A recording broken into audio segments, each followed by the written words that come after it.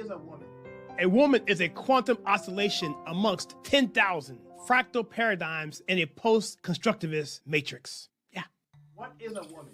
Brother man, in the Nubian cosmos, a woman transcends amongst multifaceted kaleidoscopes amongst 10,000 ancestral vibrations. Yeah. What is a woman? Man, we all know what a woman is. A woman is a... What is a woman?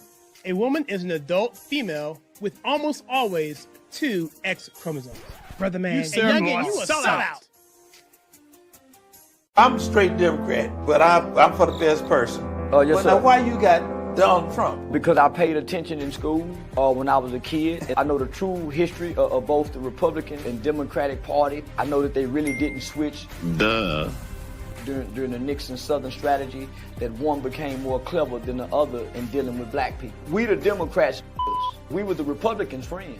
We was their friends, but we were the Democrats. Her head explodes. How many refugees has Poland taken? 0. And you're proud of that? If you are asking me, if you are asking me about Muslims illegal immigration, none. Not even one will come to Poland. Not even one if it's illegal. We took over 2 million Ukrainians who are working, who are peaceful in Poland. We will not receive even one Muslim because this is what we promised. But I asked This not quota about system illegal failed. immigrants. I asked about refugees. And Jean-Claude Juncker, the Commission President, says that you're racist. You sound proud of the fact that you haven't taken any refugees. But this is why Poland is so safe. This is the reason why we had not even one terrorist attack. Look at the streets in Poland, and we can be called populists, nationalists, racists, I don't care. Well, that clears that up. In phases 1, 2, and 3, they did what no other studio could do. That every time a new Marvel movie was coming out, we all expected it to be great. We would go into the theaters not wondering if it would be great. We used to go into the theaters expecting, like it was magic. And since Endgame, that magic is gone. We've gone from expecting it would be great to hoping it'll be good. And the Disney stock just keeps going down and down, and Bob Iger is what's going on in that stock? Who's racist? Trump. Now tell me what makes him racist. The fact that he called for the public execution of the 5 Central Park motherfuckers even before they went to trial. Let's say your daughter gets raped. I'm looking to kill a motherfucker. Let's say your daughter gets raped, right? Now, I happen to be in the area because I was wilding, I was robbing people, harassing people. Your daughter gets raped, she's beat so bad that she can't even remember what happened. She can't even function. Police arrest me for being in the area, and I admit to doing that to your daughter, right? How would you feel? How would you feel? Answer the question. How would you feel? How would you feel? What did you say right before, just now, right before I let you finish? What you were saying? No, you said you want to kill a motherfucker. Right. Is that what you said? Right. Yo, if you admit to raping somebody, whether you did it or not, you should never admit it to. And the fact that you did is okay for you to feel like that. Now, you can say Trump is insensitive for not apologizing after finding out that they didn't rape him. But at that moment, he had all right to feel like that. Just like you feel the same way. She was stunned. Why did you argue that religious services, religious people pose a greater risk of infection than people gathered to argue for defunding the police? The policies restricted all types of activity in the district. All types of activity in the district? Yes, Senator. Did it restrict mass protests in the district? I don't believe it said anything one way or another. Of course it did, because it didn't accept mass protests. If you want to come and protest, defund the police, if you want to support that, that's fine. You can gather en masse, person to person, close up, thousands of people. That's okay. You know the facts. You were a good lawyer. Why'd you lose? Senator. Oh, come on, Judge. Don't make me do this. Mayor Bowser was going to mass protests herself personally with thousands of people. At the same time she was doing that, she was prohibiting churches from gathering socially distanced outside wearing masks. Rules for thee, but not for me. Well, I think it's time we ask ourselves if we still know the freedoms that were intended for us by the founding fathers. Not too long ago, 2 friends of mine were talking to a Cuban refugee, a businessman who had escaped from Castro. And in the midst of his story, one of my friends turned to the other and said, "We don't know how lucky we are." And the Cuban stopped and said, "How lucky you are. I had some place to escape to." And in that sentence, he told us the entire story. If we lose freedom here, there's no place to escape to. This is the last stand on earth. This is what Reagan later meant by "we are a shining city on a hill."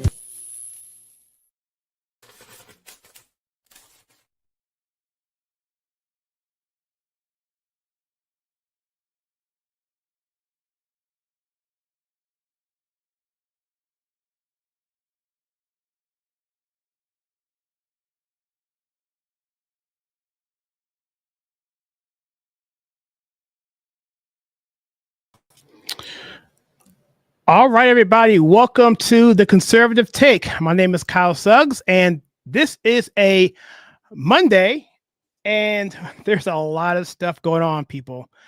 A lot of stuff going on. So before I get into that, let me just first welcome you. Hope you had a great weekend. I surely did. And the weather's definitely getting warmer, which is awesome. So I'm looking forward to being in my cabin here, which is not winterized. Well, it's not climatized, so why I'm wearing a jacket and all that stuff. But at one point I will get this thing situated where I get everything done in terms of HVAC, but for now I'm reliant on the weather to be a certain way to be in this particular studio.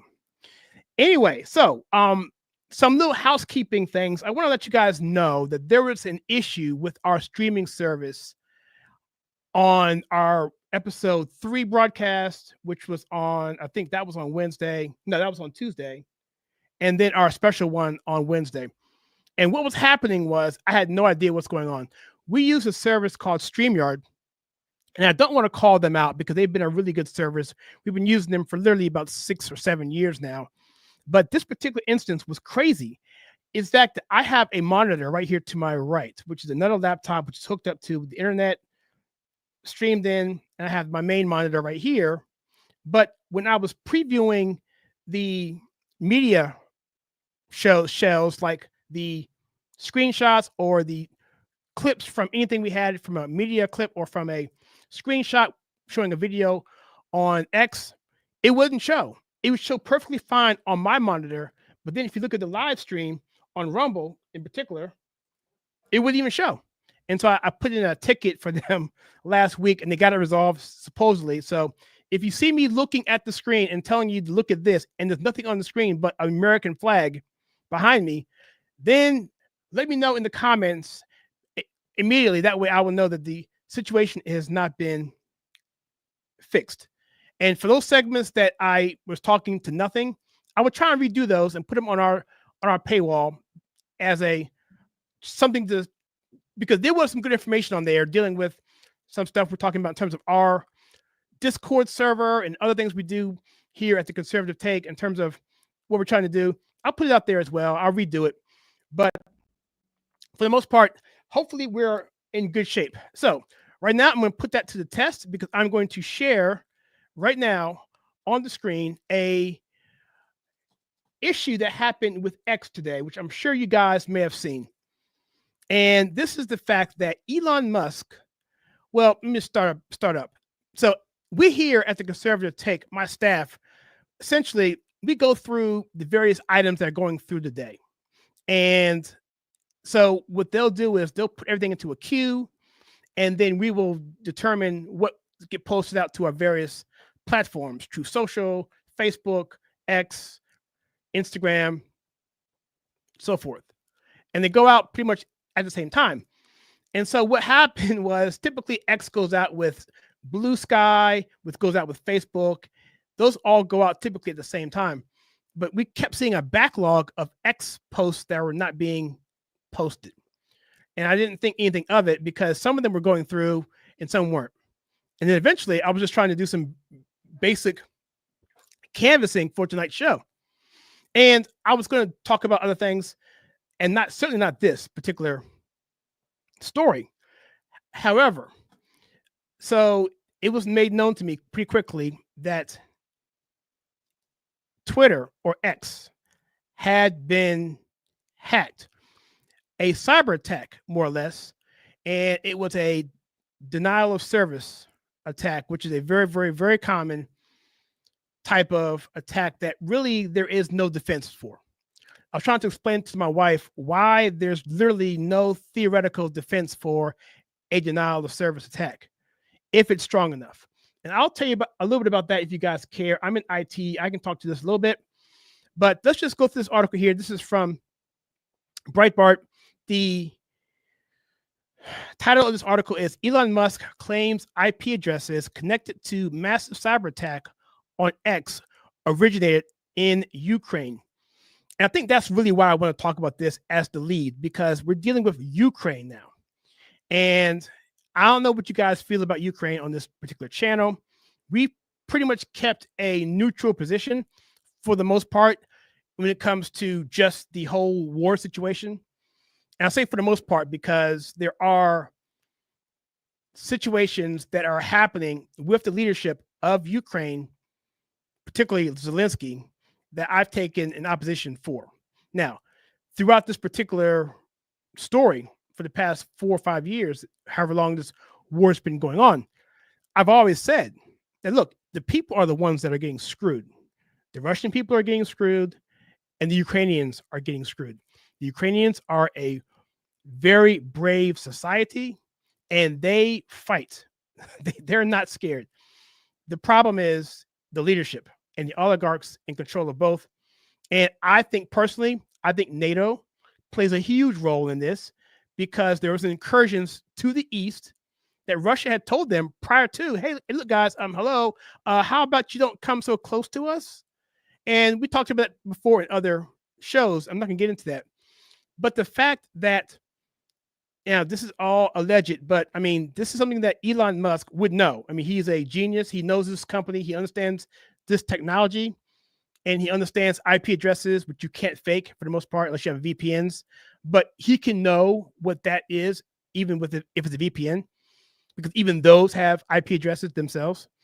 So, nevertheless, this happened, and because it was Ukraine, and because of what Elon Musk is trying to do, and because of what Ukraine in particular has been criticized of doing in terms of human trafficking, in terms of money laundering, in terms of paying off certain individuals, slush funds, and the fact that as Doge goes through more of their algorithms and their AI models get faster, smarter, and get more entrenched in what's happening, they're uncovering a lot of different things. And I think it's all pointing back to a situation where the American public is going to turn even more against Ukraine because of their involvement in all of this.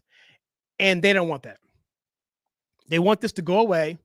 They want to keep things as they are. And this is coming from me.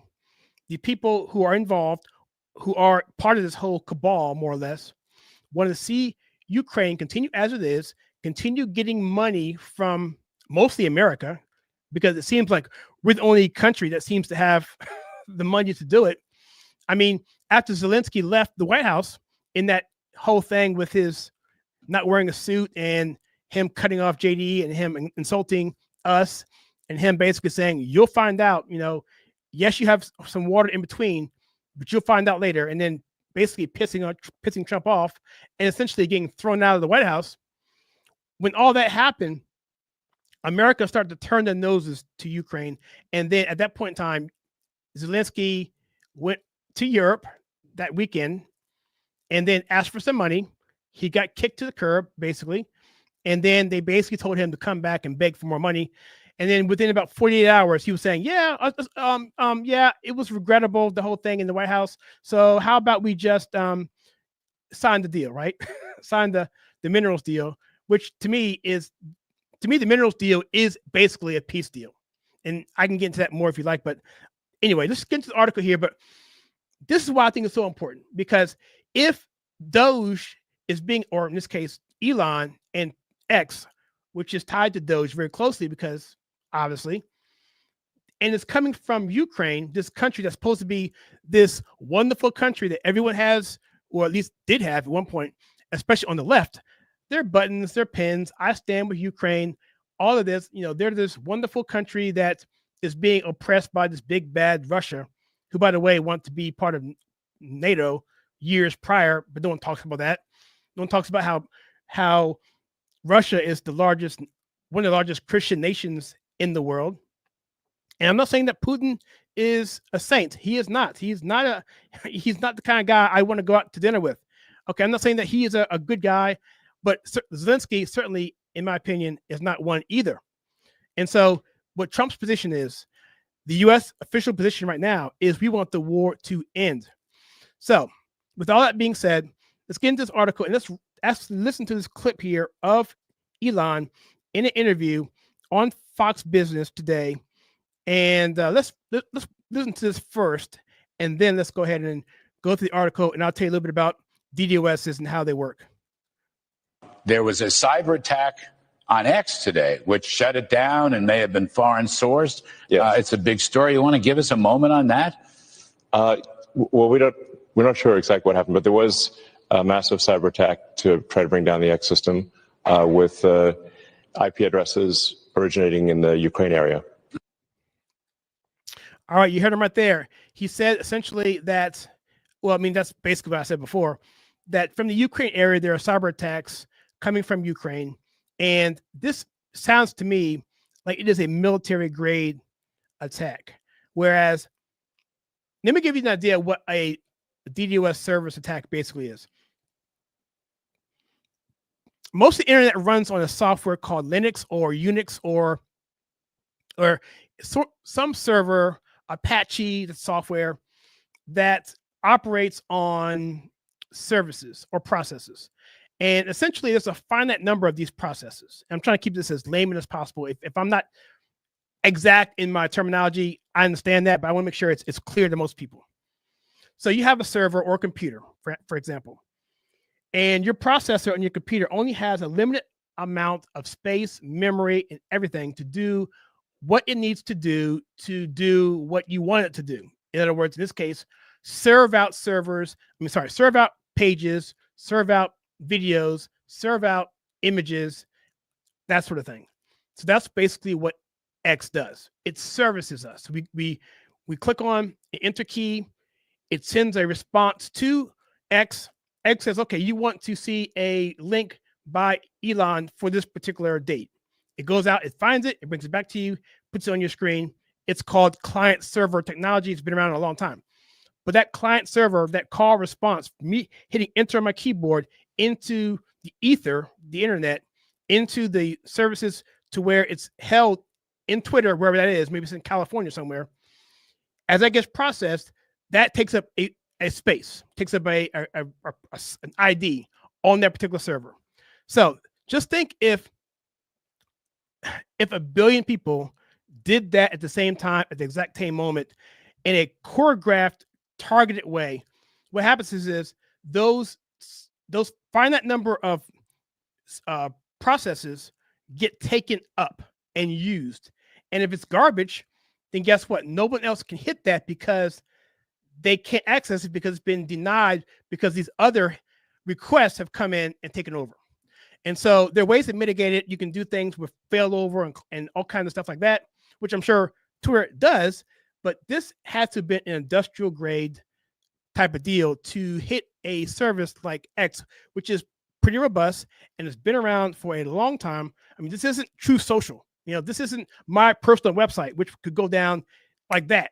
This is a massive service that has big data farms, probably acres and acres of servers working together. And so for this to happen like this, for this time period, it's pretty eye-opening. But at the same time, this isn't a kind of thing that really can do that much damage. I mean, if you have a business model and you are tied to, let's say, X, and your clients require certain things because your business model is reliant on X, then individual businesses will suffer. X will suffer from a market standpoint because they're not as reliable as they were before. And therefore people will say, well, maybe it's, maybe I'm unsure about X and maybe there's a little uncertainty about it. But for the most part, I think they can get that under control, mitigate it, find the issues, find the IP addresses that are issued, and then just route them somewhere else or block them or whatever, and they can continue on. So, but there's no theoretical way to prevent a coordinated DDoS attack if you have the time and money and the infrastructure and the power to do so. So let's go in here a little bit. He says, we're not exactly sure what happened, Musk said, but there was a massive cyber attack trying to bring down the X system with IP addresses originating from Ukraine area. Speculation about the cause of the outages began to circulate with some users suggesting that X might be the target of a series of distributed denial service DDoS attacks. These attacks involve flooding a website or service with an overwhelming amount of traffic, rendering it inaccessible to legitimate users. A group known as Dark Storm Team claimed responsibility for the attacks on social media, but these claims have not been independently verified. Around 6 p.m., the first outage on X occurred. 6 a.m. The first outage of X occurred with roughly 2,608 outages reported. According to Down Detector, at 6:17, there were 720 reports of outages on X, and it goes on and on. You can read it here yourself. It's not that mean. It's over. It's done. But I think the reason why I wanted to lead with this is simply because, again, gosh. I mean, let's just be clear. I mean, guys. I mean, it's pretty obvious. I mean, we saw this weekend, or we didn't see, but we heard that there was an attack or a shooting at the White House. Secret Service was involved in something. We're seeing, I believe this is a second flight that's been diverted by the Air Force to intercept planes flying near Mar-a-Lago, Trump's home in Florida. They were in invalid airspace. You're seeing the Democrats. I mean, quite frankly, they're losing it. You saw, I think, who was that person's name that won? Is her name Crockett? Oh man, I forget her name. She's that one who was doing those dance videos. But anyway, this particular congresswoman posted she tweeted or she shared a meme, an animated meme of Democrats beating a Republican to a pulp. This is a U.S. congresswoman did this. And so again, leading up to Butler, Pennsylvania, and even when Mar-a-Lago happened, when he was actually at a golf course, when a second assassination attempt happened, leading up to those two events, we saw how the media frenzy was just out of control. I think Biden even said, I think it's time I won't get the verbiage wrong, but what did he say? It was something to the effect of, we needed to stop Trump, but it was way more emphatic than that. I mean, talk about a dog whistle of what he said there, and only a few weeks later that happened. Not to mention CNN was actually broadcasting Butler, the first assassination attempt. So I'm not going to get into that. That's a topic for another story. But my point of saying all this is simply this, is that when you have a media, when you have a culture that is incessant, or you have a government like Ukraine, or people in Ukraine, or using IP addresses to make it look like it's Ukraine. I'm saying this is alleged because anyone can make things seem a certain way if they use VPNs and spoofers and stuff like that. So I'm not saying it's Ukraine, but if Elon says if their IP address is based out of Ukraine, I mean, what do you think? The point being, again, is that you're creating an atmosphere where you can put not only Elon Musk's life in danger, you can put the president's life in danger. In fact, I just read now, and I'm going to pull this up because I'm going to ad lib here, but I just saw this before I went live here. I don't know if you guys know about, let me see if I can find it here. Yeah, InfoWars. Yeah, so if you know about InfoWars and Alex Jones, and I don't know if this is connected. This could have been something totally unrelated, non-political. But to me, when you see these kind of things happen, you kind of look at this and say, okay, what is happening here? This gentleman here was murdered. His name is Jamie White. And right around midnight on Sunday, he was killed. And I haven't prepped this yet, so I don't know exactly what happened. So I'm not sure there's much information on it so far. But Jamie White, this is his page. He says, I'm grateful to Alex Jones for bringing me on board to wage this information war against the globalists. So this is obviously prior to. And this is what I think Alex Jones said, Alex Jones had a statement here saying, "We're deeply saddened to inform you that InfoWars reporter Jamie White was brutally murdered around midnight Sunday night, in part to the policies of Soros Austin, Texas DA Jose Garza. We pledge that Jamie's tragic death will not be in vain, and those responsible for this senseless violence will be brought to justice. Jamie's important work will be carried on through InfoWars, our readers, and our cherished listeners." I would say allegedly here, but I mean, I don't want to go out on a limb. I typically like to wait 48 hours before commenting on anything breaking for the very reason of the fog of war. But I think it does fit in the situation that I'm saying here is that, I mean, if Democrats and the left and the swamp and even rhinos are threatened, are backed into a corner because what they thought was a permanent political class of oligarchs, of elitists, of political oligarchs and bureaucrats who are entrenched, who are unelected, who are in our government systems or in non-government organizations. If we think, or if what I think is what it is, and as bad as what I think it could be, then you're going to see a lot more of this. I put this out on my Facebook today. I said, look, what would you expect if you had a dying, scared, angry deep state or swamp? If you had a deep state and a swamp that is scared, angry, frustrated, and backed into a corner on a theoretical basis or just on a pragmatic thought, how would you think they would behave? If they are as entrenched and if they are as ingrained in our society, in our culture, which they are, and I will cover that in future videos as I go through the creation of the swamp, going back to Andrew Jackson's spoil system, Martin Van Buren, all the way up until we get to Reagan's bureaucracy swamp. And of course, right now we're at the deep state swamp. There's a lot there. And there's a lot that happened through all that time period. If it's ingrained that much, and that powerful, as it's grown bigger and bigger and bigger, then yeah, you can expect that they're going to punch back. And we said that early on. Like, I know I did, that they're going to punch back. And we're going to figure out how they're going to do it, how we can respond to it. We see right now at midnight, supposedly Trump has to release $2 billion for the, I think it was U.S. aid for contracts that had been fulfilled. You have this judge who is on the judicial branch of the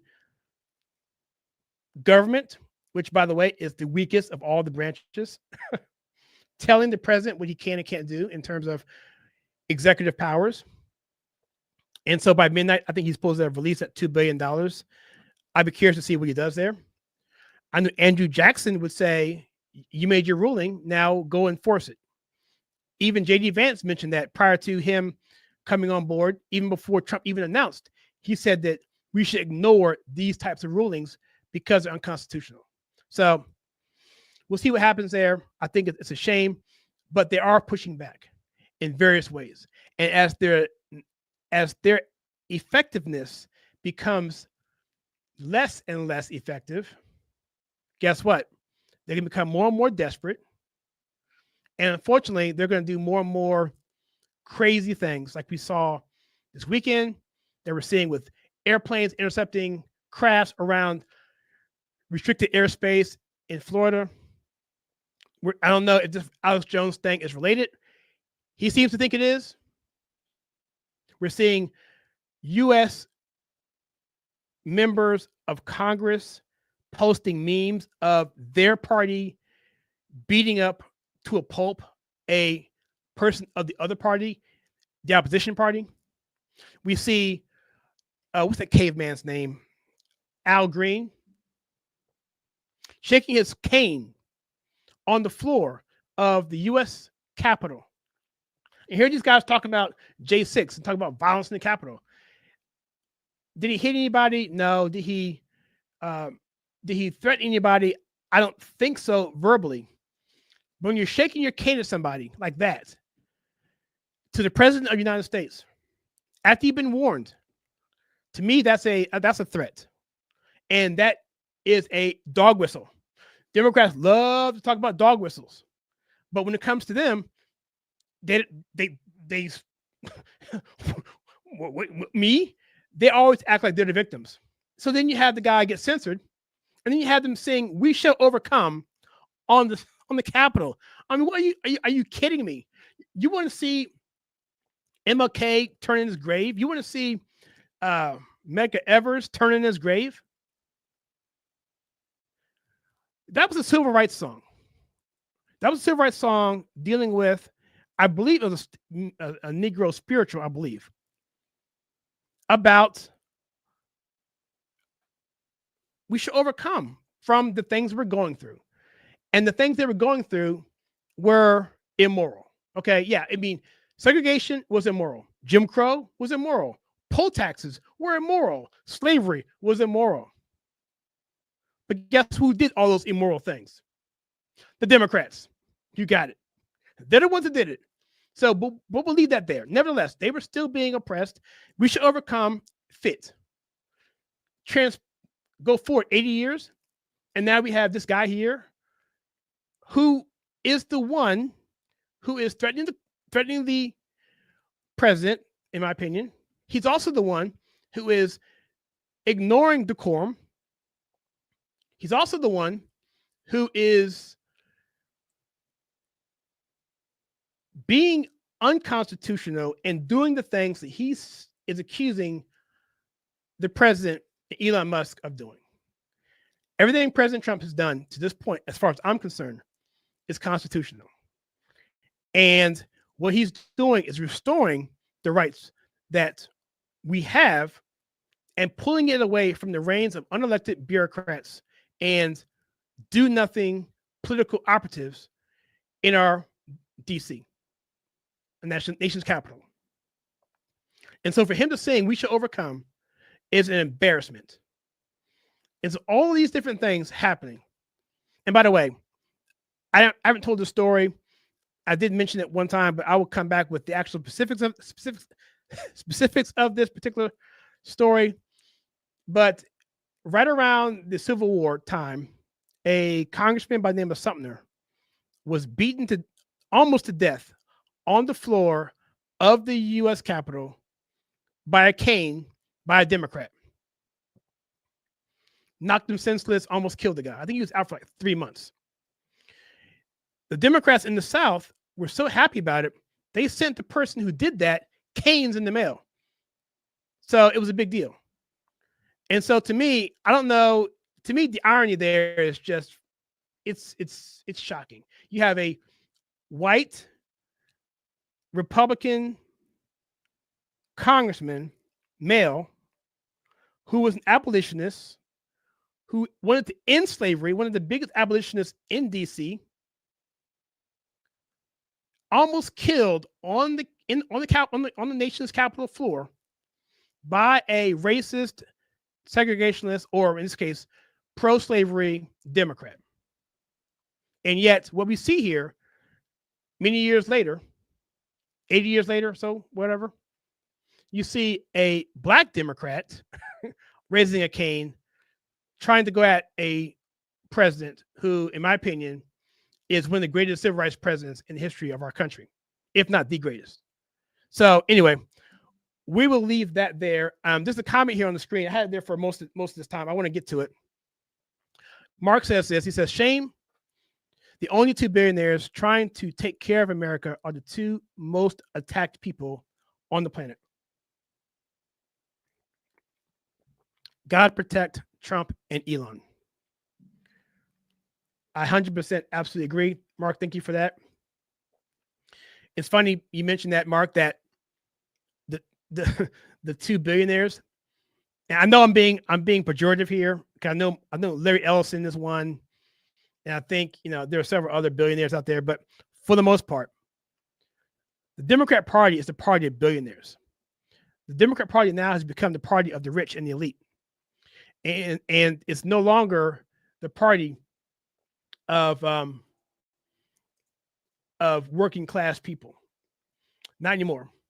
That right now we're seeing the party of the rich, the out of touch, the oligarchs, the bureaucrats, the permanent political class of people that is dominating this. And as they lose issue from issue, as they become a party which used to be a 60-40 party, meaning Democrats owned about 60% of all the issues, over 40% of conservatives. Limited government, national defense, civil liberty, I guess civil liberties, individual liberties, particularly freedom of speech and all that stuff was, and of course, pro-life. That was a staple within the conservative movement. Okay, traditional values. That was a 60-40 issue for the Democrats, who controlled the working class, the blue collar vote, the old, the young, and just about everybody else, especially black men. Black men and black women in particular. A majority of Hispanics, Latinos, just about everybody. They had a huge tent. And for a Republican to win an election, typically it had to be a midterm when there is a low turnout of low propensity voters, which were particularly blue collar people who work and they get home. They feel like, okay, I worked 8-hour shift. Now you want me to go out and vote? Nah, I pass, especially on a midterm. So the Republicans could sneak stuff in, or on a national election, if we had a candidate that was fairly well funded, that didn't cross too many barriers, didn't shake too many trees in terms of making waves, then we could win. You could get someone like a H.W. Bush, who's coming off the coattails of Reagan, or a W. Bush. But that was really about it. I mean, Reagan was an anomaly. Carter sucked. Carter kind of gave up because he lost the Southern Democrat vote because he was just overconfident, and because there was an embargo, and because of hostages, and because he just didn't present himself as a strong president. He got elected primarily because of Ford pardoning Nixon, and people just wanted someone who they could trust. And they felt that Jimmy Carter, a Southern governor who looked pretty innocent, could be someone we could go with. So that's why Carter got in, and Reagan got in because he was so horrible. But for the most part, the Republican candidates on national level, you really don't have any. H.W. again, he came in after Reagan on coattails, and he screwed up. He had that election, particularly the re-election, won had you not raised the old taxes, and if you hadn't squandered the goodwill from the Iraq War. And of course, Bill Clinton comes in and does what he does. But here you have Trump, who takes the playbook of the Democrats and flips it on its head. Here you have a guy who is not an ideological person. He's not a person who's tied in with any political party per se. He's running as a Republican, but really he was independent. He was not really about the political class of the Republican Party. In fact, when he won in 2016, he didn't even know how to handle DC. He got a bunch of people on his staff, in his administration, who were swamp creatures. They were on recommendation of other swamp creatures. He had no idea in terms of how deep this thing went, how crazy it was, and the plots that they had against him in terms of, the Russia collusion thing and the whole everything else that came out after that. So he had a lot going against him. But now that he is back in office after 4 years of a miserable Joe Biden presidency, now he's taken the people that put him in office the first time, which was the blue collar white male voters, particularly in the blue wall states of Iowa, Ohio, Pennsylvania, Michigan, and Wisconsin. I believe all of those he won. Areas that had been voting Democrat for 30 years. He won like hundreds of counties. I think I'm not sure how many exactly, I won't say, but a ton of counties he won that had always gone Democrat. But somehow, well, no, not somehow, the Democrat Party lost those people, flipped them over to Trump. And now 4 years later, after they saw what Joe Biden did, he lost the rest of them. So first he lost the white male voters, mostly in the Midwest. And now he's lost the young voters as well. He's lost them at a huge clip. And let me put some stats here. I do have some information to show you.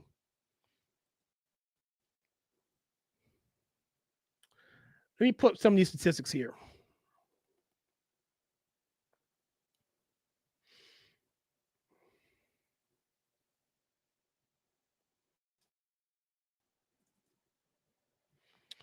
Let's go with this one here.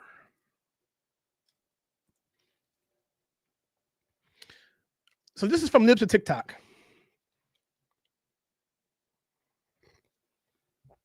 This is after Trump's speech. Now, I went over this in much detail before, but it deserves to be looked at many times. Let's start from the bottom. This is, by the way, this YouGov CBS poll was not just all MAGA voters. Believe it or not, only 51% of the people polled identified as MAGA. The rest of them were not. So do the math on this. 63% say that Trump focused on issues they care about. 68% say he accurately described America's crime crisis. And that was one of the big things that you had. Immigration and crime. Those are huge. They go hand in hand a lot of times. 68% say he had a clear plan to tackle inflation. 68% say it made them feel hopeful and proud. Now, what was Barack Obama's slogan? It was a fantastic slogan. In fact, Obama had a wonderful marketing plan. His logo, to me, is probably the greatest political logo of all time. When I first saw it as a young Republican president of my particular county, I was like, we are so done. It's over. When I saw that logo, I said, we're done. It was fantastic. Now, I saw it as a sun setting, but I'm pretty sure he probably wants you to think it's the sun rising. But it was a great logo. It was great. It was marvelous. But his logo went along with a slogan called Hope and Change, which wasn't original. I mean, Bill Clinton had the same thing, but Hope and Change was something that got people inspired. Obama was coming at the heels of W. Bush. And I campaigned hard for W, but I didn't know about globalism back then. I didn't know about uniparty back then. All I knew was that I didn't want this guy I thought who was a Marxist becoming our president. But Obama is nothing more than a globalist, political, cultural globalist as well. He was more of that than he is anything else. And a cultural Marxist for sure. So, but the point is, 68% say he made them feel hopeful and proud. So really what we're trying to say here is that hope and change is really MAGA. Hope and change is really President Trump's agenda. Check this out. 73% support his stance on Russia and Ukraine. Now, to me, this is a huge deal because this is one of the few ones that are based more on history, policy, a lot of nuances, and narratives that are going back and forth. I still don't fully understand the whole thing because it goes way back. But I think the reason why this is so high for something this wonky in terms of an issue, because if you look back, I think we said 3 years ago, I think it went up like 600% in terms of support, or sorry, went down. People's support of Ukraine went from like 43% to like 6% in like 3 years, I believe as it was, February of 2023, I believe, or 22 years. Anyway, it went down, but now it's way down. And for it to be like that for an issue that was so high, or 50-50 issue, means that Trump is doing a good job on messaging. And people dog Trump out all the time, saying he's a buffoon, he's an idiot, he talks, he's not whatever. That's for a reason. He doesn't talk like this, like Walter Cronkite he does in perpetuity, because if he does this all the time, then all of a sudden people will not identify with him and not see him as a real person. Because if he quantifies all of his speech and talks a certain way and moves his hands and he's looking at the teleprompter and he's doing everything as you do in speech school, then you're going to lose just about everybody. Those blue collar workers, you're going to lose them. Those young people, you're going to lose them. Those people with the TikTok mentality and the Snapchat mentality who only have 30 seconds to get their attention. Actually, it's less than that. I've been doing YouTube videos for about 7 years now, and the first 6 seconds of your video is the time you have to capture somebody before they click away. It wasn't until we start doing stuff like that, before we start growing, hitting those first 6 seconds, getting people in. Otherwise, they're going to tune out. So for Trump to be able to do that and talk plain speak, that's effective. It makes him relatable. When you tell someone off the cuff, in jest or whatever, what he's thinking, as crass as it may be, he's connecting to people, connecting in a way that you have no idea if you are on the left. Because people on the left, a lot of people call them coastal elites, people on the coast that are living in their, they're living on the coast, they're living large. I ain't mad at them. But, that's not really most of America. And they look at themselves in a certain way. They look at the world in a certain way. They have a certain, there's a certain, I don't know how to put it. I don't want to be demeaning, because people, I don't want to be demeaning, but people have a certain way if they want to speak and talk and be talked to. Okay. And that's what it is. And when they see someone who doesn't talk the way you do, or in their circle, or drink beer instead of, let's say, a Chardonnay, or a nice Merlot, or aged, brandy, they doesn't connect. The cultures don't connect. And then there's some disparity. And then there's some distrust. And there's also some arrogance of people. You hear the term flyover country.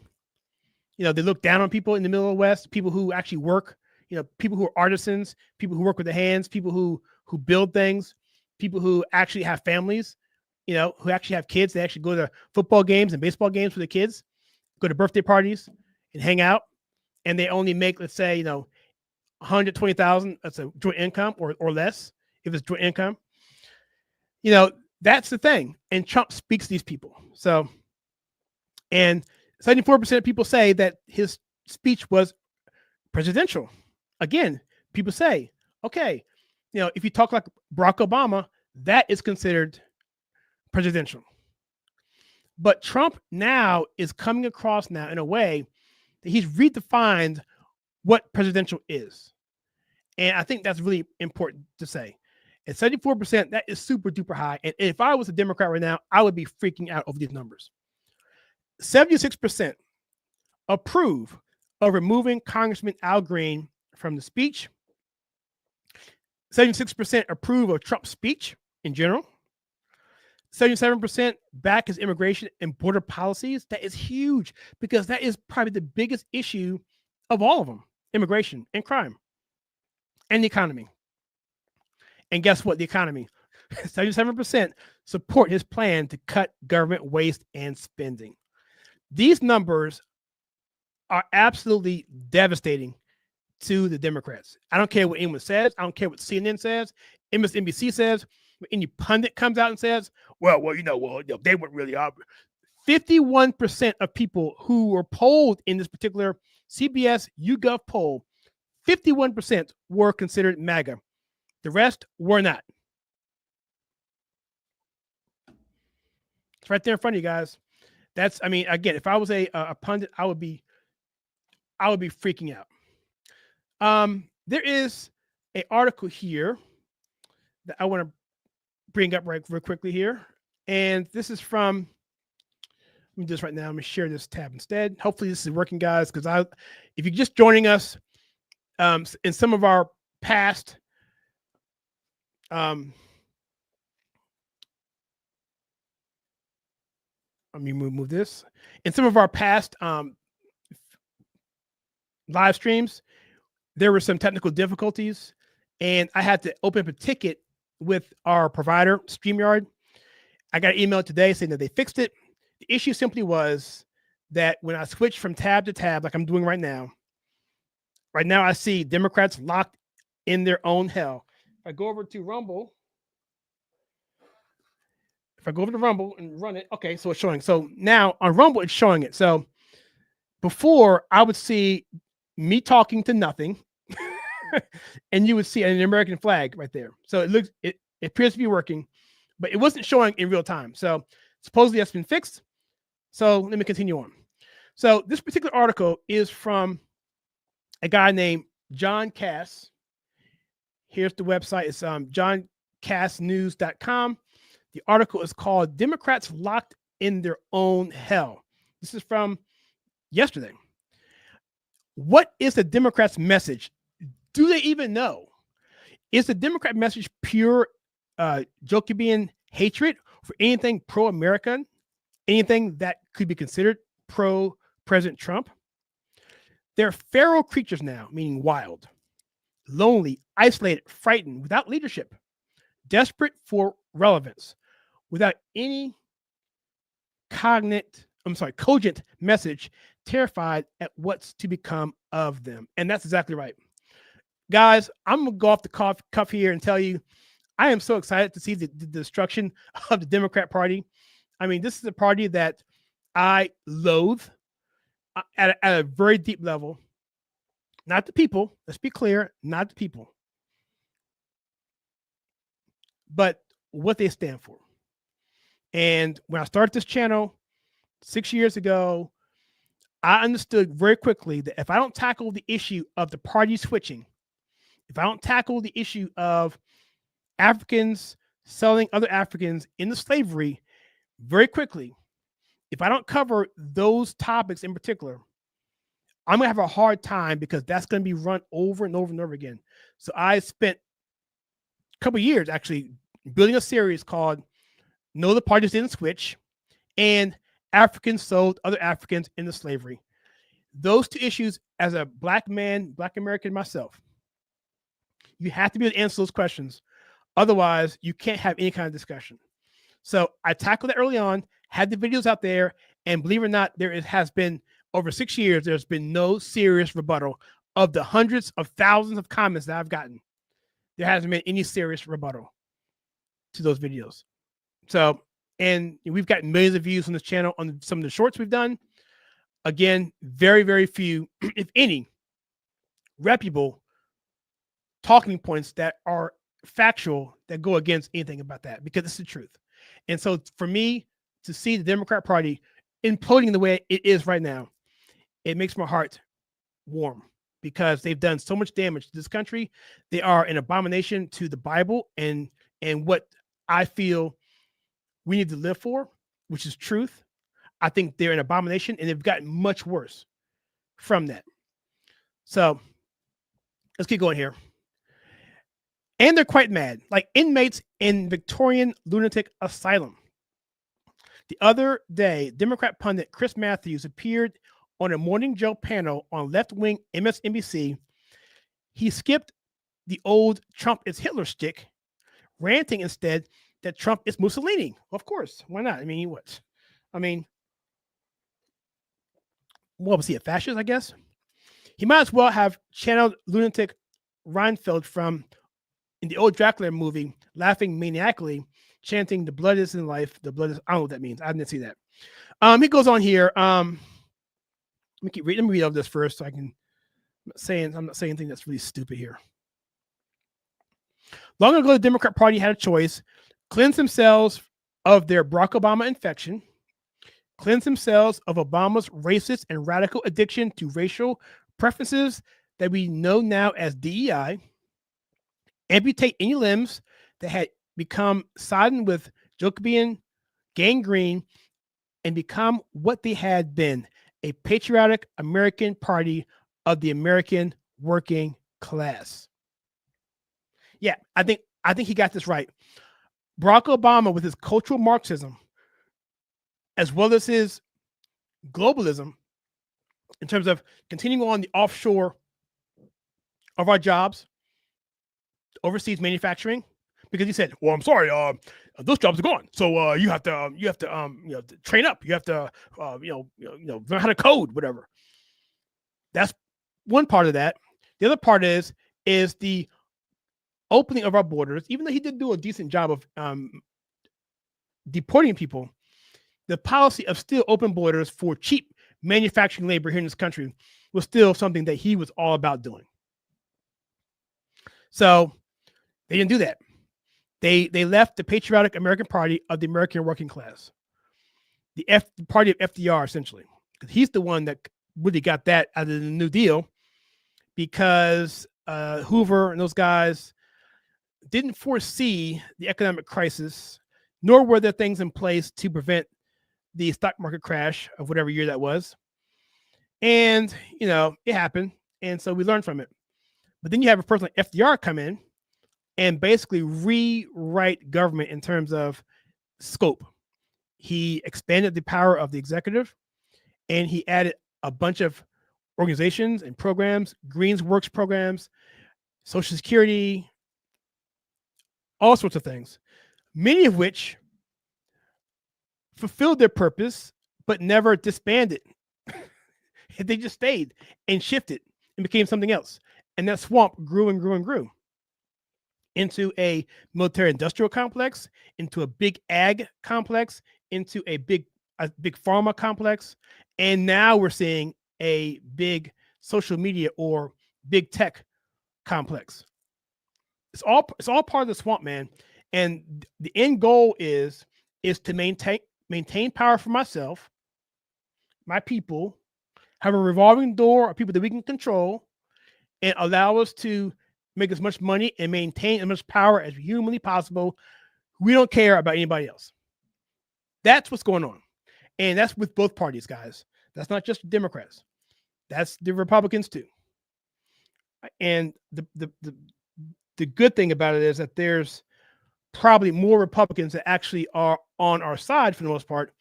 But by and large, the whole system allows for that sort of corruption. And I think that's what Doge is trying to get into. But as they get deeper and deeper, they're going to be more and more aggressive to stop it. So the Democrats chose the sewer. They didn't do a damn thing except scream. And their childish foot stomping was on display for all the world to see. Last week at President Trump's congressional address, they wore costumes. They waved their big bingo signs. I'm sorry, their little bingo signs, which I think they were auction signs. And I put something out on Twitter. So I haven't seen that many Democrats with auction signs since think of a time in time where Democrats had auction signs. I'll leave it there. They took a stand against women by refusing to support a ban against men in women's sports. Yet they wore feminist pink to gaslight their voters. In other words, so it's not what you say, it's what you do. So what they're saying, we're wearing pink. Oh, I'm for women. But what are they doing? They're gaslighting, saying, okay, we're for women, but they turn right around and do the opposite. They showed themselves to be what we knew about them. They're not serious. They're only about performance. They're the leftist, clearly living on money taken from Americans, and that's quite dangerous. They're morally bankrupt. Today's Democrat platform, what they do, not what they speechify, or bleat. I guess that's a sheep. They bleat. Is quite clear on a number of points. So yeah, he's definitely nails this. I'll see if I can leave a link to this. But I'm hearing that they were pulled to the carpet after this, that the minority leader, I'm forgetting his name right now, but called them to the carpet and told them and berated them, saying that what you guys did was not appropriate. And I think it was one of the worst moments that we've ever seen for the Democrats in the history of this country, certainly in my lifetime. So Victor, let me share this guy here. I'm gonna share this one. This is an article from Victor David Hansen. He's a guy I love to watch and listen to. He's a genius. He could talk off the cuff like nobody's business. He's fabulous, but he had this particular article here called Trump's Democratic Allies. And he goes on to say, former Clinton strategist James Carville, the raging Cajun, has reinvented himself at age 80 as a sage Democrat podcaster. His predictions, remember, a victorious Kamala Harris, are usually wrong. He enjoys engaging in public duels with celebrities to gain online clicks and media appearances. Yet sometimes he appears judicious in his effort to return his party to the Clinton glory days of 1992 to 2000. Now, I saw a movie with him in it called The War Room. It was a documentary about the campaign of Bill Clinton. It was pretty interesting. I mean, nothing to write home about, but it was fairly interesting. But he was in it. And Stephanopoulos was in it as well. The guy who got sued, he was in it. And they've come a long way in their policies and how they look at things. The party that I saw in that particular video done in 1991, 92, they are far, far, far from that. And as I'm binge watching The West Wing, a TV program from not too far from there, right around 2000-ish, their party has come a long way. Because the issues that I see in The West Wing, the TV show, which depicts a Democrat White House, the policy issues they talk about, are so far gone by the modern Democrat Party, it is unrecognizable. So I recommend you guys check that series out if you get a chance to watch it. Do it. You'll see for yourself. So before the takeover of the party by the lunatic left, which basically what happened, he's become part of the new left nihilism. He supposedly despises. Nihilism basically meaning depravity. Most recently, Dr. Carville diagnosed Donald Trump as suffering from syphilis, I guess. Carville's proof, in quotes, was his identification of a bruise on Trump's much-used shaking hand, along with his supposed brain dementia. As confirmation, Carville described Trump as a fat effing slob with a beached whale body. So now I guess it's okay for Democrats to fat shame people. That's not a problem, is it? Right? When they do it, it's fine. But if Trump had said that about anybody on the Democrat side, especially, well, anybody for that matter, but especially had it been a woman, they would never forgive him for that. So once top Democrat strategist has gone from his 1992 iconic campaign reminder, "It's the economy, stupid," to smearing Trump as a fat slob with syphilis. Carville's dissent sums up his entire party. It really, really does, and it's sad. It's not sad to me, really. I'm glad to see it. But the thing is Trump was the one who was able to do this. And the beauty of this, I'm not gonna go through all this. I'm gonna talk off the cuff here. The beauty of this is the fact that Trump, at any point in time, if he gets down in his numbers, if something goes on in the news where he feels like yeah, well, I had a bad week or anything like that, he could just as easily go and say anything policy-wise in a speech, and the Democrats would have to come out against it. No matter what it is. He can come out and say the sky is blue. The Democrats would have to come out and say, no, it's not. It's not blue. And the rest of us are like, dude, have you looked up recently? And they'll say, what do I have to look up? Looking up is racist. What are you saying? And that level of stupidity that the Democrats have on display does nothing more than shoot Trump's numbers through the roof. It ends up alienating their base because there are some people on their side that have some common sense. And they're like, okay, I'm not with that. The sky is blue. What are you talking about? But it unites the right.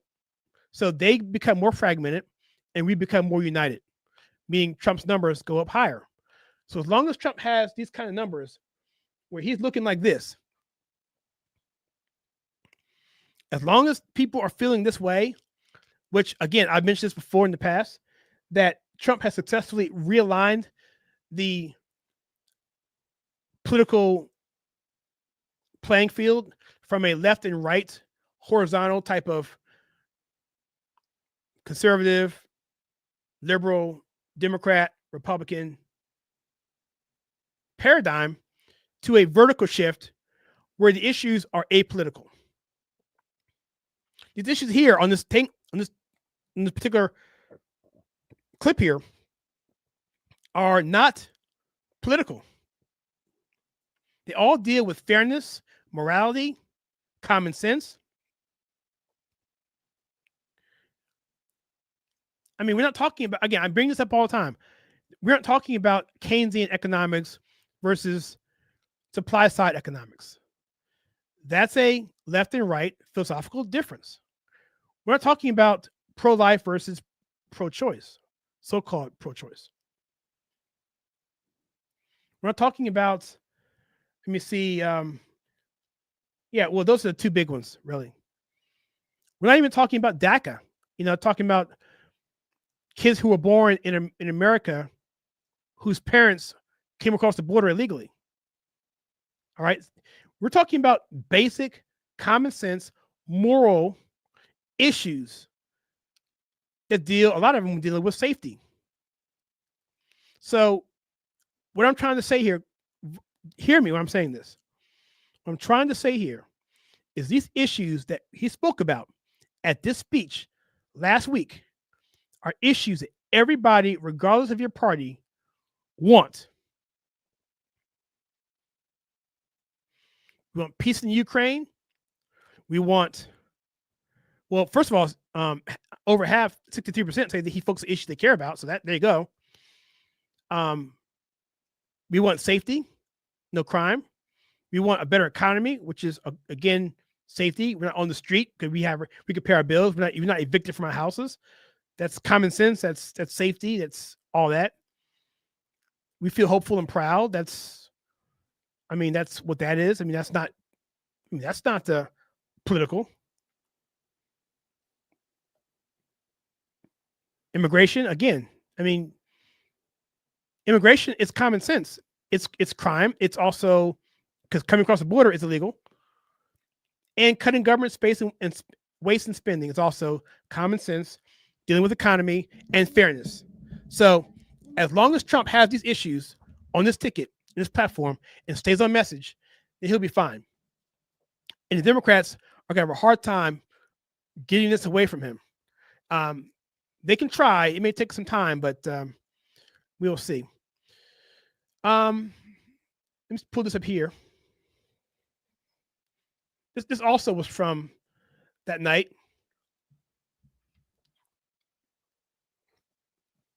Al Green. 80% of the people in the CNN poll said that it was inappropriate. Another example of the Democrats taking the 20% slide of an 80-20 issue. This is where the Democrats are. They are a party of 30 to 20 to 30% to 70 to 80% Republican issues. And that you can't make a party work that way. You just can't. He had this guy here. You move this banner here so you can see it. And by the way, guys, support us on Locals if you can. Go to the site below here. That's our pay site. And we have more content there as well. We put out articles. We put out 2 this week already. I'll go over that before we leave here.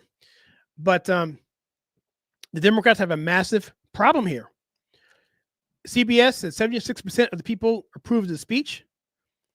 CNN, 70%, 69% thought it was positive. Again, these are really, really bad numbers for these for this party. And we're hearing talks that maybe Michelle Obama may be trying to come on. She's starting a podcast. Gavin Newsom starting a podcast. I think Joe Rogan and other podcasts that Trump went on, I think the left thinks that they have to compete with Joe Rogan and do a podcast. But I'm telling you right now, the radical base of the party, they're going to have to exterminate them. And they're not going to be able to do this in the next 4 to 5 years. They're going to have to exterminate them, get them out of there. Because no matter what Obama does, no matter what Gavin Newsom does, no matter what any other leftist podcast does, you're still going to have 20% of your party that's not going to like it. So you're going to have to somehow figure out a way to getting yourself to about 70% of the issues, because you're going to lose 20% and hope that you win in a coin toss against whoever runs next after Trump. It's a tall order, if you ask me. The guy's name I was thinking about was Joachim Jeffries, I believe. I don't have the whole thing here. I think I have the. Do I have the? I don't have the actual article. I'll try and pull it up, but this is the actual article here where it talks about that he took the particular party to task for their behavior. And, I think they know that they're going to be in a war in the midterms. And I think Trump put out a tweet this past week as well saying that he wants the Republican Party to look at the joint session of Congress speech that he made, use that footage, the clips, the bingo, auction cards, the t-shirts that said resist, the note saying that's not normal, the sitting down for the 13-year-old with brain cancer, sitting down for the widow and the mothers of people, husbands and daughters who were killed because of illegal aliens and because of thugs, sitting down for a young man who got accepted into West Point. And there are several others that I'm forgetting that I wish I wouldn't forget, but use that footage against the Democrats in the midterms, remind people of what they did, how they behaved, how they're not very serious, and how, in many cases, he didn't say this, but I'm saying this, how violent they're acting and how childish they're acting, because, people have short memories, but those images are still there. I think we had this article here, Democrats locked in their own hell. I think we went over that. So, yeah, and also there's one more thing that's going on here I'll mention real quickly before we go into questions and go through the rest of the news today, is talk about Act Blue, because Act Blue, if you don't know who these guys are, Act Blue is a NGO or a nonprofit. Come up, did it? Let me see if I can find it. Oh, here it is. Act Blue is a organization.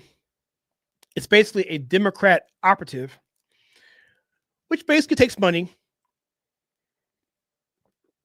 and funnels it to Democrat campaigns, operatives, PACs, whatever.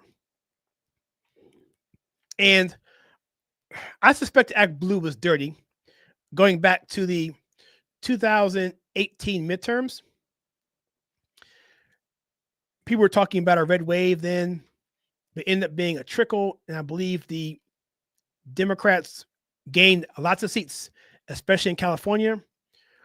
And in the last 30 days of that particular election, Act Blue infused millions and millions and millions of dollars into campaigns in California and winnable races around the country. And I believe that's when the Democrats took the House. And so now what we're seeing is that Act Blue is being investigated and may be shut down because they being looked at as a money laundering outfit for the DNC. The fundraising platform is suspected of identity theft, credit card fraud, and various other financial crimes. And that is nothing that surprises me at all. The Democrat Party cannot win elections without doing some dirt because their ideas just don't work. Rush Limbaugh, God rest his soul, said this: Democrats, or the left for that matter, the left, let's be clear here, the left cannot compete on the playing field of ideas. And for them to compete, they have to do dirt. They have to ignore if they can, discredit if they can, mock if they can, intimidate if they can, lie on, they will, cancel, dox, shut down debate, which, by the way, which is what wokeness is all about. Wokeness is nothing more than the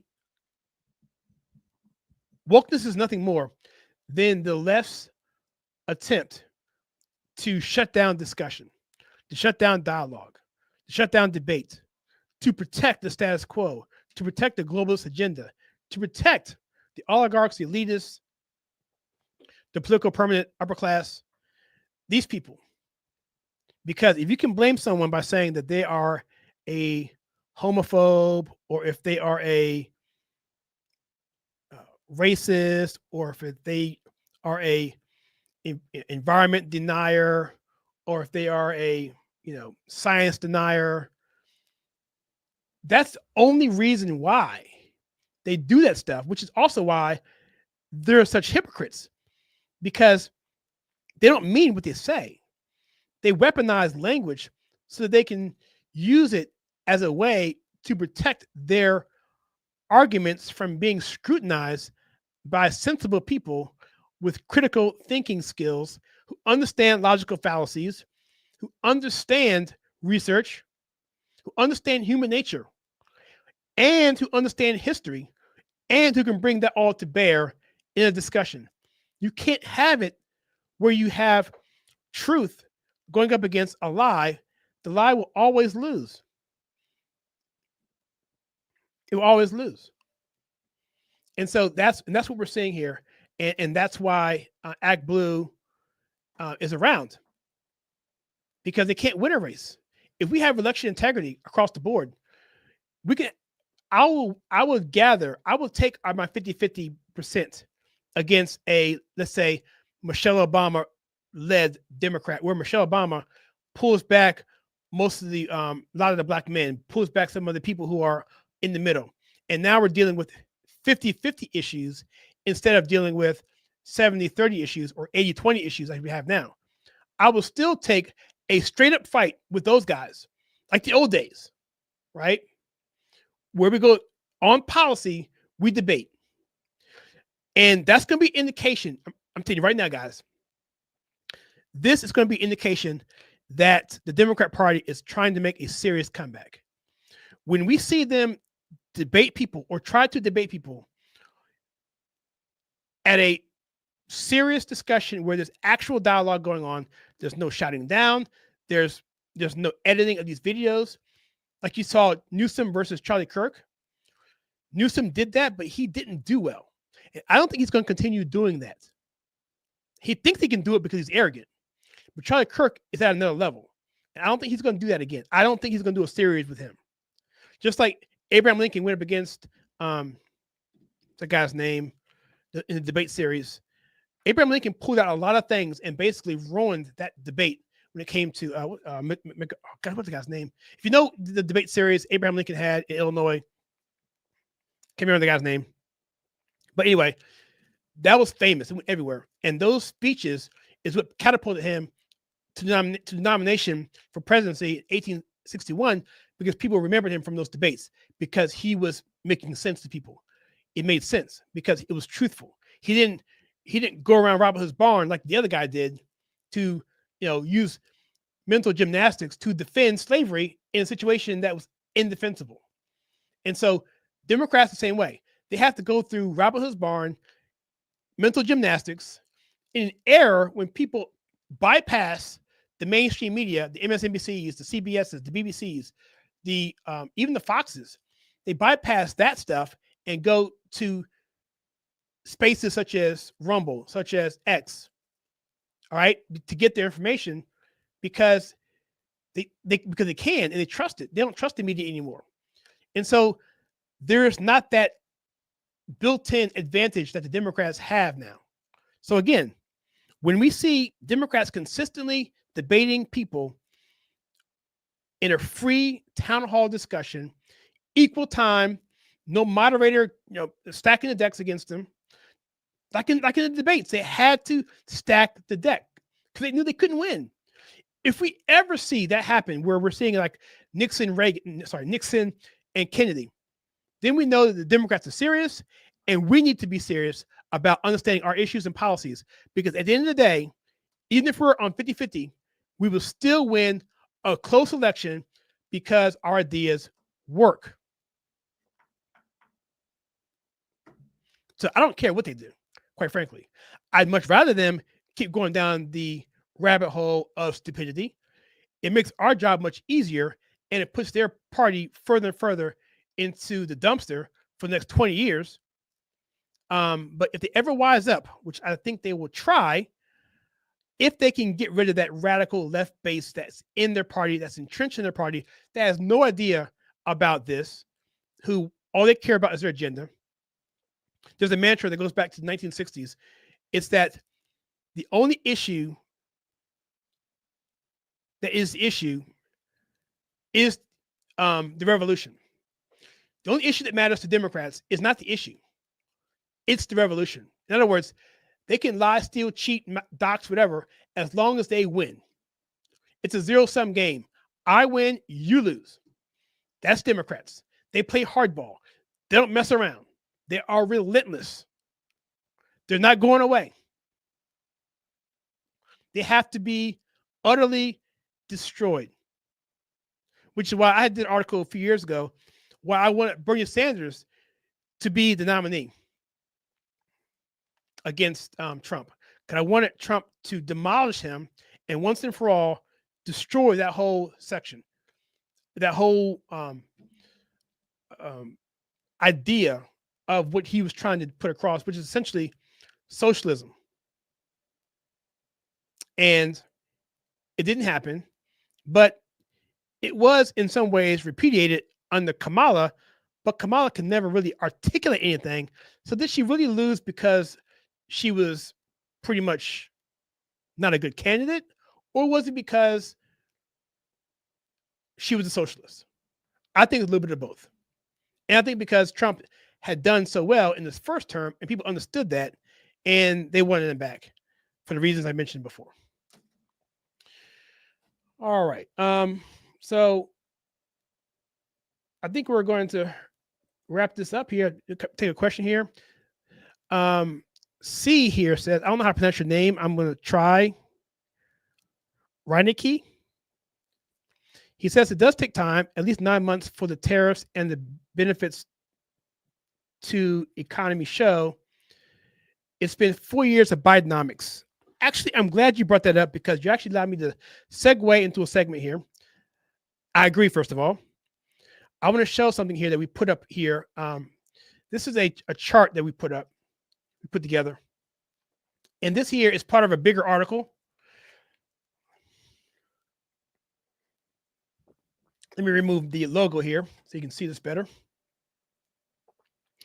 So what this is a proposal that we put up on our locals.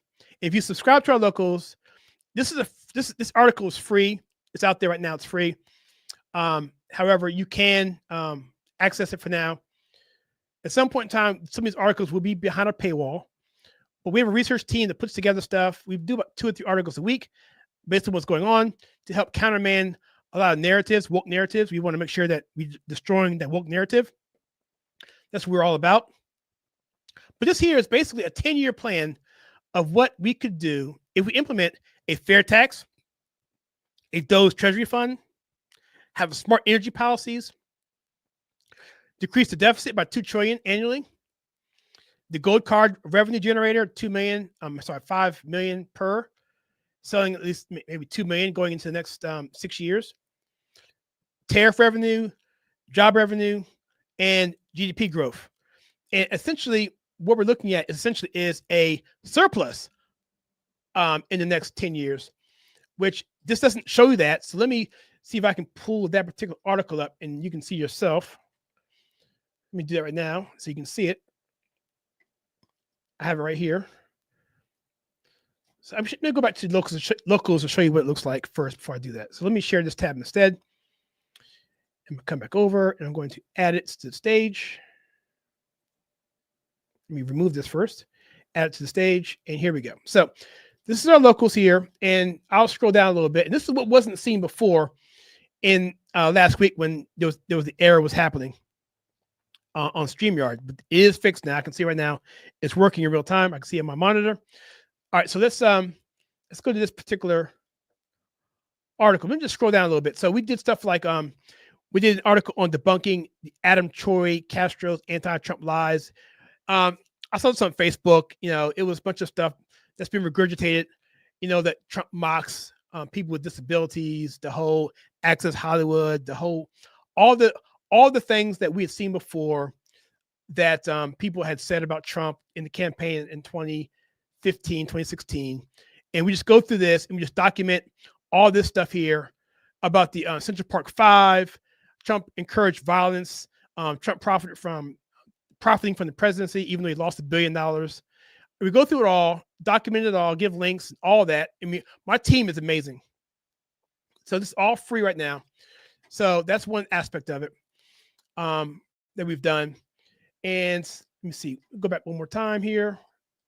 Sorry. We did an article on did an article on offsetting short-term costs of tariffs by providing a dividend to Americans. I think Elon mentioned a 20% dividend for citizens who are taxpayers, and the rest of it can go to pay down the debt. Just a bunch of articles. I mean, it just goes on about Elon, Ukraine, about this one here is about why this so-called economic blackout was dumb. You remember that economic blackout on Friday a few weeks ago? How that was dumb, and how the Epstein fallout, just things that are happening. We kind of put them out there. We put them out within 2 hours of it breaking. But the one I want to look at right now is this one right here. It's called the proposed plan to end the IRS, balance the budget, and create a $1 trillion surplus. And so we put together an executive summary. I'll read the caption here real quickly. I won't go through the whole thing. But here I say, America is drowning in $34 trillion in national debt, running a $2 trillion annual deficit, and crushing businesses and workers with an outdated, oppressive tax system. This plan abolishes the IRS, replaces all federal income taxes with a fair tax, unleashes energy dominance, leverages DOGE savings, and restructures trade policies to end the deficit and generate a $1 trillion surplus within 10 years. So, yeah, we go through all this here, and all this leads into this chart again I showed you before. And the key takeaways again are this: is that by 2028, the deficit should be cut in half through energy expansion, tariffs, and gold cards. 2032, the deficit is eliminated. National debt is zero, and U.S. GDP surpasses 35 trillion. By 2035, the U.S. runs a $1 trillion surplus, leading in manufacturing, energy, and trade. No income tax ever. No corporate tax. No payroll tax. Just a fair tax that funds economic growth. And check this out. Here's my bibliography here that we have all that information covered there. And lastly, last thing I'm going to show you guys is I'm going to show you our tweet on Truth Social, because here we have the actual congressional bill that's out there from 2023, I believe.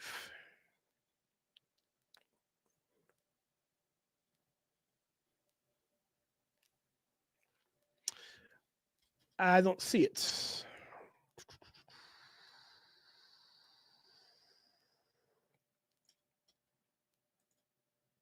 Here it is.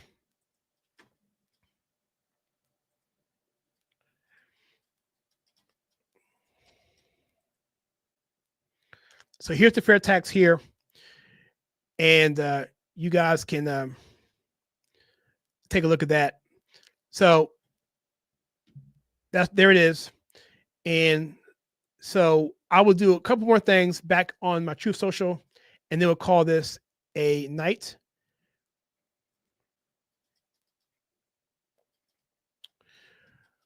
All right, go back here, because what we do is we actually put stuff out here, and then we just try and cover it on the live stream. And I'll end with this. This is a cool clip here. This is a clip that I found that I put up on Truth Social and X that has this woman here. I'm not sure who she is, but she's talking about Obama. It goes on for about a minute and 25 seconds. And take a look at this.